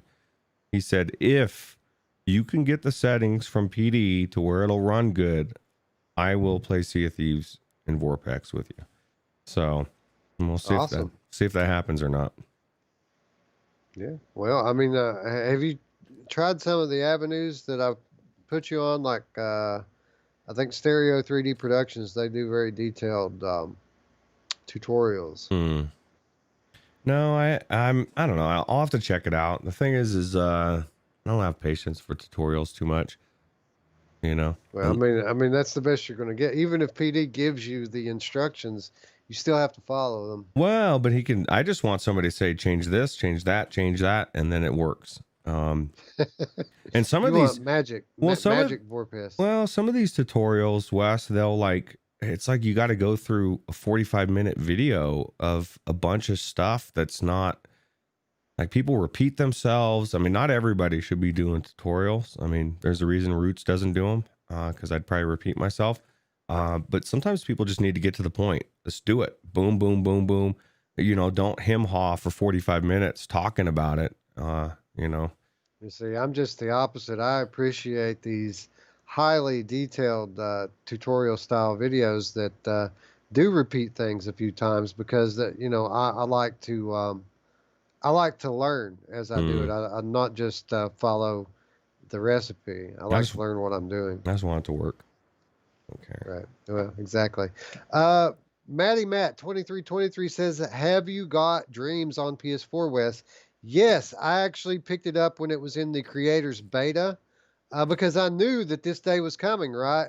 I knew that one day we were going to get VR support for it. And honestly, I didn't expect it to come on PS4. I thought it would be PS5 before we actually got VR support. But here we sit, 3 more days? We get VR support to Dreams. And I'm looking forward to it, man. Infinite VR games, Roots. Right around the corner. I can't wait to see what you're going to make. Oh, wait, you're not making anything, right? I can tell you exactly right now what I'm going to make. I'm going to make an episode of the Monday show talking about all the stuff that other people made. Nice. Well, some people need to make it. Some people need to play it, Paradise Decay says, "Have I tried any Vorpex yet?" No, actually, I've just been studying up, watching tutorials and stuff. I haven't dived into it yet and tried anything, but I do have a number of games installed on my computer. The first games that I'm going to Vorpex, they're already installed. I just haven't dove in and done it yet. Resident Evil 7. No? Actually, no, it's not going to be on my first wave. I think I want to do BioShock first, Roots. I think that's going to be my very first one that I'm going to do. Cool. Because that's kind of been one of everyone's like top VR wish list, right? Every time there's a VR wish list, people always talk about BioShock, and I'm no different. I want to play BioShock in VR, and PD did a great video showing that it's possible. That was like, I think maybe his first Vorpex video, or one of his first Vorpex videos. So yeah, I think that's going to be the first one I go for. I never played BioShock. My son played it. He really enjoyed it, but I never played it. Ah, it's a great game, dude. Like it's one of the best flat games that I played. I want to ride the rails as Cole in Cole Town. That's what we call it for Infamous. That would be amazing in VR. Yeah, I've been kind of whispering that in the Sucker Punch, social media every time I get a chance, because they're done now, right? Ghost of Tsushima is out. They're now going to be focusing on something new, and please let it be a VR game. Yeah. It's time, Roots. Yeah, Derail says he's been. I think it was Derail said he's been into that game, been sucked into the Ghost of Tsushima or whatever it's called. It's a beautiful game. Yeah. But yeah, so yes, Maddie, I am looking forward to Dreams, and PD, I am almost at the point where I'm actually going to get in and start in on some of this Vorpex goodness. I'm also looking forward to trying out Control. I think you can play Control in Vorpex. Someone said, even though it's not perfect, It's very playable. So Hmm. I've got that one on my list as well. Cool. But that brings us to our next set of reminders. Oh, by the way, guys, be sure to let us know in the comments down below what you wish listed. What did you, what and where? Where did you go and what did you wish list this week? But our second set of reminders, and my favorite every week, Roots, is of course free stuff and killer deals. And not a lot going on here in the realm of free stuff and killer deals, but a few cool things. We're going to start off, as we always do, with a reminder of what the PlayStation Plus titles are for July. This month, you can get NBA 2K20, Rise of the Tomb Raider, and Erica, all included with your subscription. So if you haven't picked up those games, be sure to go do it now. And again, Rise of the Tomb Raider actually has some VR content in it.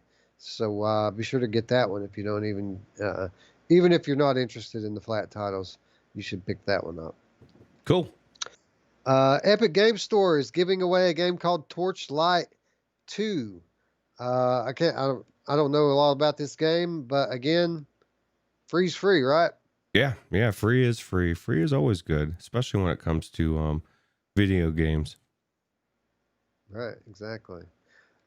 Speaking of free, Contractors, as we mentioned at the top, is wrapping up a free weekend right now. So any of you out there who want to try out what is becoming the consensus best multiplayer shooter in VR, I would argue that Firewall really is the only one that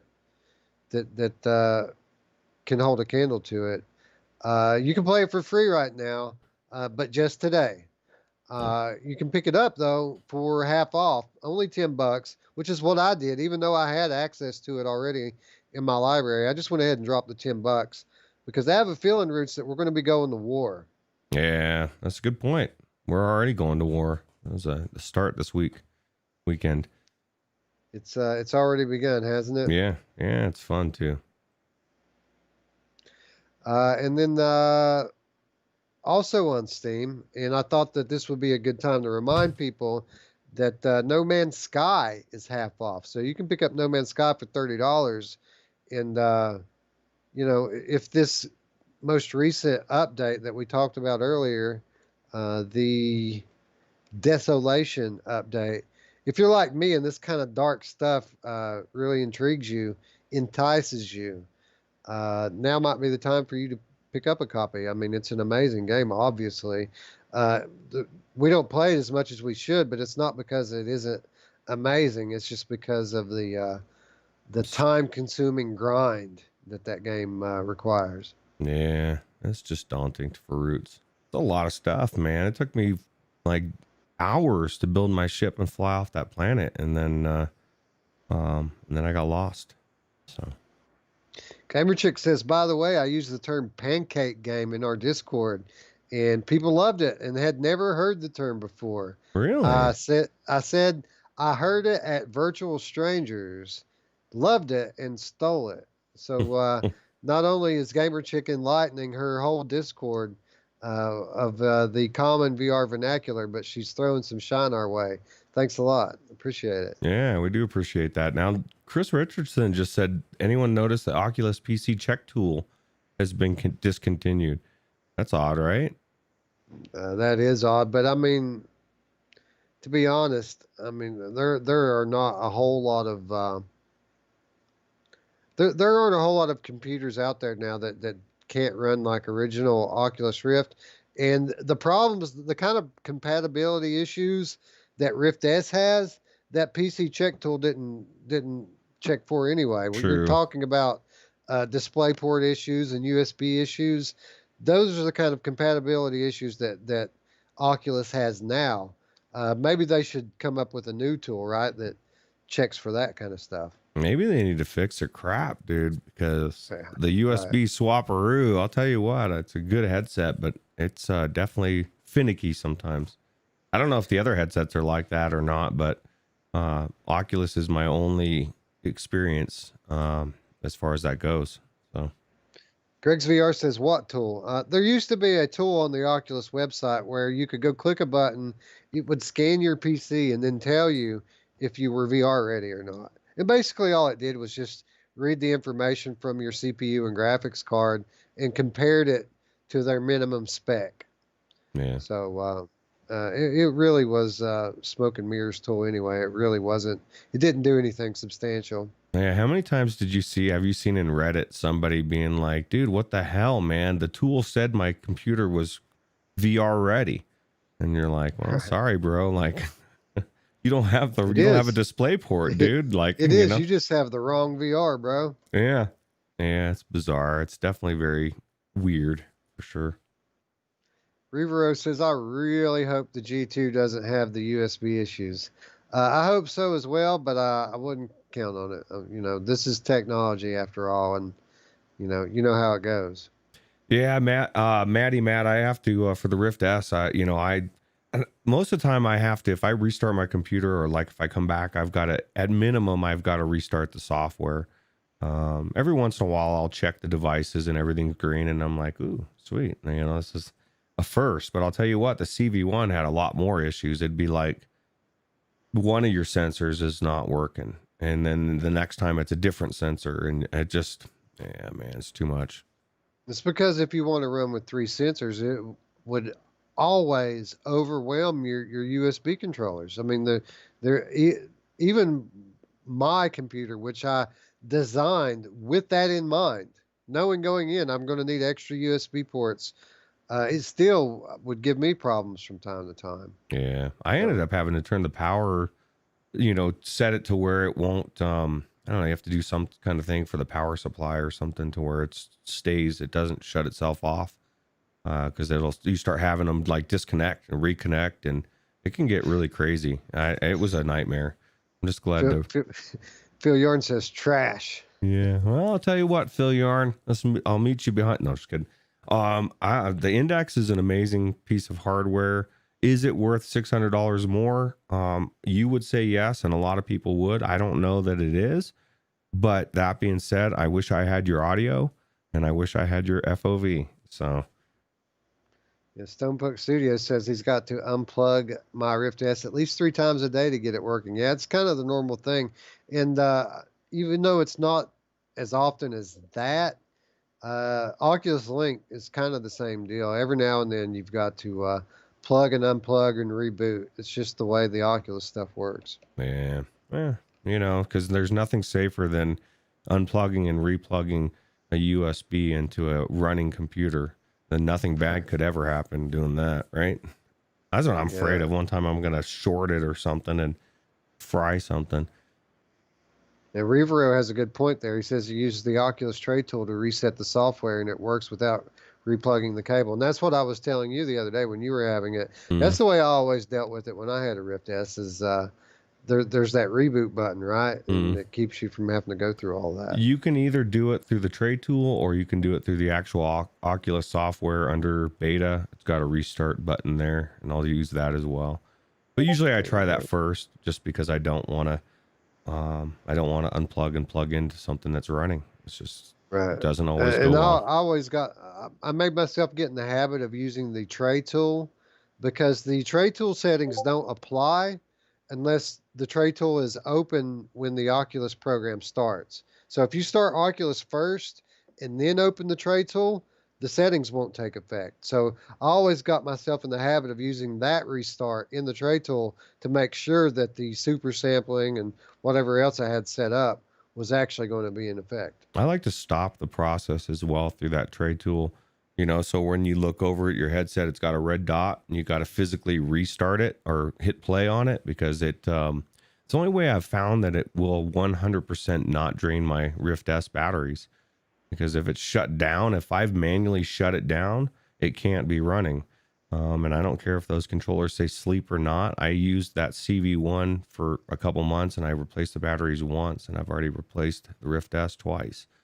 So yeah, I've mine. It seems like lately I've had to change out my batteries a lot more often as well. But again, I used rechargeable, so it's not that big of a deal. Yeah. All right, I guess we should move on to our final reminder in free stuff and killer deals, and that is the Viport. I checked Viport again this week, and yet again, there is 2 new awesome titles Wow.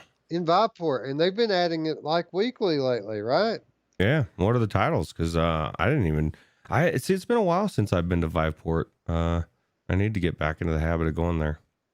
Well, first of all, there's To the Top, which I've said it 1,000 times. This is, to this day, still one of the funnest games in VR and a must-own title for anyone who has a VR headset.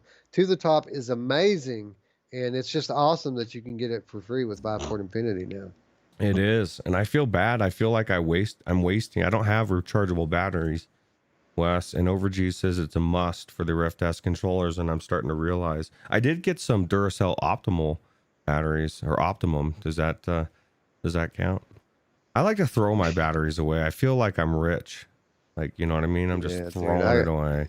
I don't know how close you live to Walmart, but if you go to Walmart, they have these Rayovac rechargeable batteries, 4 AA's, and the charger that goes with them, and it's like $9. If I'm gonna get anything from Walmart, I'm shipping it because I refuse to go into there anymore. It's just not my cup of tea anymore. I read online that with the change shortage, they were making people wait like an hour if you had cash to go through a specific line. And I was like, nah, man. Okay. Well, while we're on the topic, then why not we just go ahead and have a little educational session to let people know what's out there. Oh, you got your batteries. All right. Yeah. So if you have a Walmart near you and you're not like Roots and you don't mind going in, you can get 4 of these and the charger. These are Rayovacs for about $8 or $9. And they're solid. They do a pretty good job. They last. I've had these for a couple of years now. They still work fine. The advantage with these are that they're not very expensive, right? So if you lose them, it's no big deal. You can just go pick up some more. Yeah, good these deal. You can order. These are Duracells, and you can get these on Amazon. Sometimes they go on sale, and I got these on a pretty good sale. These are like 2,600 milliamp hours or something. That there's some 1,300. The set, 2 of them would give you 2,600 milliamp hours. So these last a pretty good long while in your Oculus controllers. They cost a little bit more, but you get more time out of them. Well, but it might be worth it. Go ahead. It might be worth the extra money because Chris Richardson's saying that some rechargeables can lead to tracking issues because they're not putting out the proper voltage, which I would imagine, if you get the cheapies, that's probably exactly what you'll get. Not that you can't get that from cheap batteries that aren't rechargeable either.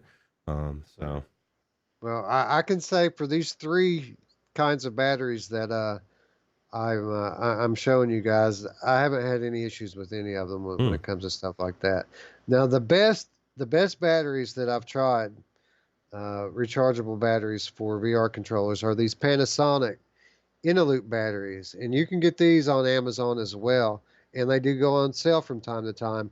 These are probably the most expensive of the 3, but they're by far the best of the 3. These last a good long while, even in the new touch controllers. So if you get to these on sale, you should pick them up. These have been the best by far that I've found. Oh, I need to do it. But as you can see, I've got batteries on deck ready to go. So I feel like anybody who doesn't have just rechargeable controllers needs to. You're throwing money in the garbage if you don't. See, this is me throwing money in the garbage. Is my Duracell Optimum packs. Yeah, man, you could probably buy 2 sets of rechargeables for what that pack of battery costs. Yeah, probably. I just like to have batteries, and I do. I feel like I'm, I'm just fancy. I can just throw away batteries. I don't know how it makes. Drillo says they still make batteries. Geez, it's 2020. Yeah, and it's great, Drillo, because here's the thing: when the batteries run dead, we don't have to stop playing. We can just put in some new ones, right? Yeah, see, that's the thing, dude. And anybody that has something they've got to charge, you can say what you want, but that moment that you aren't covered and you've got to stop playing, there's not once that like I don't just pop new batteries in real quick. It's a little low and I just go. I don't have to stop and recharge it. But yeah, it's a good point, Wes. I didn't even think about that. Yeah, I wouldn't. I would prefer to not have rechargeable controllers just for that reason. Yeah, I agree. I can't stand it. And I have friends that I don't know which is the one that you have to charge the controller. Is it PlayStation, right? Yeah. Yeah. And so I mean that's the thing. Like with Xbox controller, my Xbox controller I use, I just pop it out, throw new batteries in, I'm good to go. He says, when was the last time you did 8 hours in VR in one session? Well, I'm not at liberty to discuss that, Jarillo. This is a family show. Okay. Well, I'll tell you what, man, not everybody charges their controllers up to full. So it doesn't need to be 8 hours. You could have played and forgotten and you went back in, you jumped in and you played for an hour and all of a sudden it's dead. And you're like, oh shit, forgot to charge my... The funny thing is that, for some reason, it's always my left controller that's running out, Roots. I don't understand it. Isn't it weird how that left controller goes dead quicker than the right one? Unless you're left-handed, and then it's the right. But it's just weird, right? Yeah, Oculus needs to get this under control, man. The left controller always just drains. Damn it, Oculus! Down. Yeah. My wife's around. Oh yeah, it's Oculus. You son of a bitch! What are you doing? No, I'm just kidding. All right. Anyway, to the top on Viveport Infinity and the Iron Lights, Roots. Remember Iron Lights? The turn-based 1v1 melee combat game that came out, 3 or 4 months ago? Already a part of Viveport Infinity. So we don't have to speculate anymore about that game. We can go find out. Nice. Yeah, because we were always wondering if it was worth, playing, if it was fun. I mean, a lot of people said it was good, so... Yeah, Matty Matt says we'll have to mortgage your house if you want to use regular batteries with WMR. Yeah, I know, right? And Jarillo's answer to the battery thing is to just buy an extra set of index controllers and have them charged up and ready to go, which is good because the index controllers, there's a good chance it's going to break on you, and then you just don't have to worry about it, just sending it back, right? You've got your second set to lean on. Although I think the index has gotten their controllers under control. I don't know if it's really as bad as it used to be, right? Yeah. I'm sorry, I was just reading what Paradise Decay says. They could make controllers that charge with vibration, right? Yeah, perhaps. Yeah. That would he's talking about like those camp lights, right? Where you shake like the flashlight in Walking Dead. You have to shake it up. Yeah. Do you use that flashlight very often? I don't. For some reason, I think I turned the bright up too much. Dude, I use it constantly, and it drives me nuts how the thing runs dead. I wish it would just stay on. Yeah. They need to put some of these white batteries in it so I can just play. Yeah, at least you are able to charge it back up, but still. But the cool thing about it is realistic. So like when you first charge it is when it's at its brightest, and then as you play, it just slowly dims. And then when it's about to run out, you wish you could just pick the thing up and charge it again, but it won't let you until it runs all the way dead. Yeah. And then you got zombies in your face. It's creepy. Yep. And if they hear you, dude, they're all over your ass too. That game is just so good. The sound design, beautiful in it. Go back to last week's Monday show. I'm not going to go off on a tangent about next week Saints and Sinners again. We're going to be talking about it tomorrow, most likely, talking about the Meatgrinder update and our experience in that. But I just love that game. So it's difficult not to get off and do every episode of our show about it. Yeah, that's true. Eneloop, ENELOOP, Chris Richardson. It's a Panasonic battery. That's the Panasonic is the brand name. Eneloop is the product line. Usually when it's on sale too, or at least last time, you were letting people in Discord know, right? I know you did me anyway. You're like, hey, these are on sale. I'm picking them up. And then I didn't pick them up. Yeah, well, that was the story with these Duracells. Somebody had posted in our Discord that these were on sale. I got these for dirt cheap. I actually paid less for these than I did the cheap Rayovac ones from Walmart. Wow. So nice.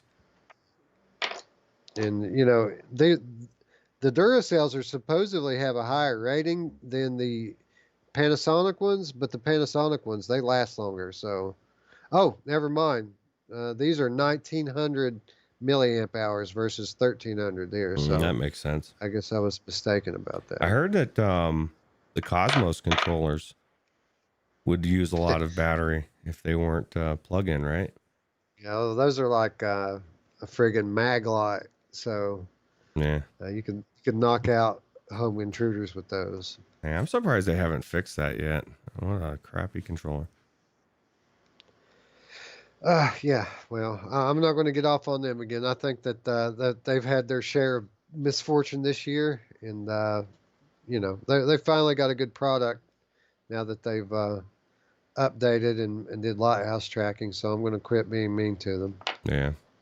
They've had the karma has come back around and got them. They're kind of irrelevant, for the most part now. So Yeah, it's weird, right? Difference never 1 year keep them while makes. they're down. Yeah, I know, right? That they used to be the Pinnacle. top dog. Yeah. That's what greed does, Roots. Yeah. Anyway, I think that's going to wrap that up. Wrap up the free stuff and killer deals, rather, and bring us to our final reminder this week and every week, and that is how you can support our channel. And for those of you who are new to the channel, of course, the easiest and best way that you can support us is by clicking the subscribe button and the notification bell so that you can be notified and informed when we release new content here on the Virtual Strangers channel. The best way that any of you all can support our channel and our community is by joining it. There is a Discord invitation in the description down below, and that is where our community lives. We're in there talking VR and playing VR, honestly, 24/7. So if you really want to know what it's like to be a part of this community, that is the best way to do it. Go to the Discord, join the community, and join the conversation. And then, of course, there is the Patreon. For those of you who have been longtime supporters of the channel and would like to do a little something extra for as little as $3 per month, you can support our channel and gain access to our show notes, usually early before the shows air, as well as the occasional episode of The Money Show, which is just extra content. It's openly defined. Like it's whatever we decide we want to make it. And the last one was really good. Every episode has been better than the previous one. And I got to imagine, Roots, that Money Show number 4 is going to be even better than 3. Yeah, just like our episodes, 67 is better than 66. It just keeps getting better and better. And so does the Money Show. Stonepuck says, if we could choose one pancake game, only one, to be a VR game, what would it be? Now, what do you think I chose? Oh, actually, I screamed it in the chat. It's hard. It's hard to pick just one of... This is something that I would have to think about for quite some time. A few come to mind. We already talked about Infamous. I would love Infamous to be a VR game. I'd love BioShock to be a VR game. Those are the two that jump to mind. Honestly, if I had to pick one, okay. If I had to pick one, I would want Grand Theft Auto 5 to be a VR game because there's so much that entails between the story campaign, between the online gameplay. I feel like if that game were a VR game, GTA Online, that it would sell headsets like no other game, and VR would be mainstream within a year. So GTA I guess Online if I had would be to pick awesome. one, that would be it. Yeah, it would be awesome. Sea of Thieves for me, but that's just because there's no good pirate games in VR, and it's the best pirate game I've ever played. Open world, water is beautiful, and it's fun. So. The Last of Us. I'd love The Last of Us to be a VR game. I watched some gameplay of Last of Us 2. Man, what a gorgeous game. I know, right? The violence is just so brutal and visceral, isn't it? Yeah. Too bad they messed the story up. Right. In my opinion. Chris Richardson says Amazon has several Panasonic Sonic Interloop rechargeable batteries on sale. Save on packs of AA and AAA batteries. 4-pack for $10.45, 8-pack for $13.70. Man, Roots, there you go, buddy. Well, does that come with the charger though? Because I don't have a charger. Yeah, I think the ones I got came with the charger. So. Okay. Cool. Generally, the 4-packs do. Well, that's what I'm gonna buy next time, because I bought these 12 packs of Optimum Duracell. I feel like I'm doing a commercial.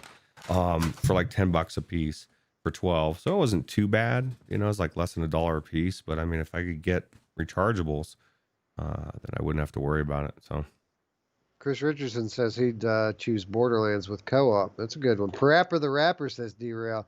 Yeah, my sons would probably pick the same thing. They love that game. Yeah.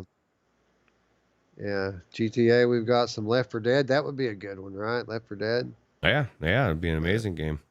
Half-Life 3, Alyx. Titanfall 2. Half-Life 2. Madden. Yeah, Madden would be good.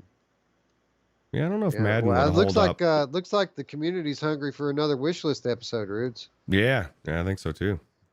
Maybe we do one here the thing is, the thing that's terrible about doing these Wishlist episodes where we talk about the games that would be great to come to VR, they're always these very popular franchises, and we always get copyright claims against our video. And in some cases, you know, they won't even let us show the video. Most of the time we can, but other times we can't. So yeah, it's a tricky subject to navigate. I miss the days of YouTube land. I miss the days of humans checking things instead of algorithms. Saints Row, good call, Chris. Red Dead Redemption 2 would be awesome. That's I think that's one of my favorite flat games I'm playing right now, besides Sea of Thieves. So yeah, man, all good choices. I feel like we're going to get more of these too, right? I feel like that the mainstream VR developers are starting to realize that VR is not going anywhere. It's only growing. Valve has shown them all that you can make money with a VR game, and you can charge $60 and VR. If it's a good game, you know, the VR player will pay the $60 for the good. I mean, obviously the early VR adopters, you know, we'll put the money down if we need to, right? We've shown that time and again. Yeah. Yeah, we'll support what's good. So. Oh yeah, Cyberpunk Drillo, that's a good point. He says Cyberpunk is underrepresented in VR. How awesome would it be if Cyberpunk 2077 was going to be a VR game? That would be awesome. How awesome would it be? And I didn't even think of this from what Onakazi's saying, like World of Warcraft or something, or some kind of a game like that would be phenomenal. Yeah, man, we could go on all day, couldn't we? Yeah, absolutely. So I think I'm going to put a stop to it here. And with that said, friends, we would like to thank you all for watching. For Roots, I'm Wes. We'll see you tomorrow, friends. Bye-bye.